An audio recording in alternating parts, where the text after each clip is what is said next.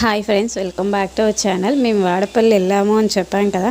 ఆ రోజు నైట్ మేము ఇంకా అక్కడ అన్నప్రసాదం చేసేసి ఇంకా సర్లే స్ట్రీట్ షాపింగ్ చేద్దాము అని చెప్పి గుడి చుట్టూరే చాలా షాప్స్ ఉంటాయి. మీకు ఏ షాప్స్ కావాలన్నా అక్కడ ఎక్కువ పూతరేకులు ఫేమస్ కదా, పూతరేకులు అన్నీ ఉంటాయి. సో చాలా చౌకగా ఉన్నాయి. అసలు పువ్వులు అయితే ఎంత చీప్గా ఉన్నాయంటే అంత తక్కువ రేటు ఉన్నాయి.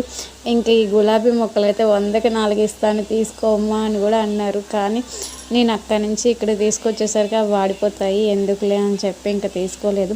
చాలా తక్కువ రేటే, రీజనబుల్గానే ఉన్నాయి. కాకపోతే ఇలాంటి షాప్స్లోని కొన్ని బొమ్మలు టాయ్స్ ఉన్న షాప్లో సేమ్ రేట్స్ ఇక్కడ విజయవాడ గుంటూరులో ఏ రేట్స్ అయితే ఉంటాయో మ్యాక్సిమం అక్కడ ఇక్కడ అంతే. కూరగాయలు, ఫ్లవర్స్ అలాగే కొన్ని మాత్రం కొంచెం రీజనబుల్గానే ఉన్నాయి.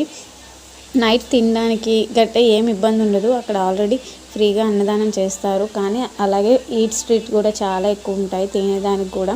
సో మీరు కంగారు పడాల్సిన అవసరం అయితే లేదు. కానీ నైట్ స్టే చేయాలి అని అనుకున్న వాళ్ళైతే మాత్రం కంపల్సరీ రూమ్ అయితే తీసుకోండి.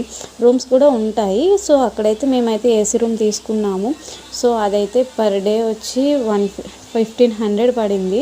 కానీ విపరీతంగా దోమలు, మేము హనీతో వెళ్ళాం కదా ఎందుకులే అని చెప్పి మేమైతే రూమ్ తీసుకున్నాం. చాలా దోమలు ఉన్నాయి. సో పిల్లలతో వెళ్ళే వాళ్ళు కొంచెం జాగ్రత్తగా వెళ్ళండి, ఎందుకంటే దోమలు ఎక్కువగా ఉన్నాయి ఇప్పుడు ఈ సీజన్లో.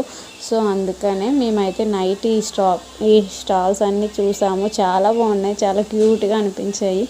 ఎందుకంటే మేము విజయవాడలో చూస్తాం కానీ అంత ఎక్కువగా పర్టికులర్గా చూడము. ఏదైనా ప్లేస్కి వెళ్తే మాత్రం ఖచ్చితంగా చూస్తాం కదా. ఇక్కడ ఈ వెంకటేశ్వర స్వామి విగ్రహం అయితే నాకు చాలా బాగా నచ్చింది. నేను మా హస్బెండ్ని అడిగితే నెక్స్ట్ టైం వస్తాం కదా అప్పుడు కొనిపెడతాలి అని చెప్పారు.